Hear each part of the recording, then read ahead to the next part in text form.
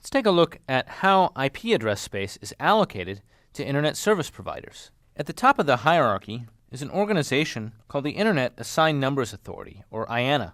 IANA has the authority to allocate address space to what are called regional routing registries. For Africa, the regional registry is called AFRINIC. For Asia and Australia, the registry is called APNIC. For North America, it's ARIN. For Latin America, it's LACNIC. And for Europe, it's RIPE.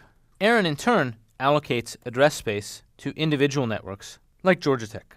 The address space across registries is far from even. Now, this graph is from a journal article that's a little bit dated now, but it gives you an idea of how many /8 address allocations have been allocated to each of the regional registries. So as of 2005, North America had 23 /8s allocated to it, but the entire continent of Africa had only one. Now, recent news is that IANA actually finished allocating all remaining /8 Internet address blocks, essentially meaning that we're out of IPv4 address space.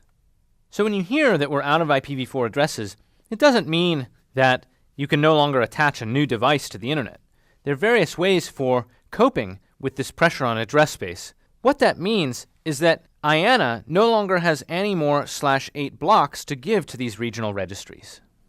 Querying an IP address using whois in a routing registry, such as ra.net, will tell you the owner of that particular prefix.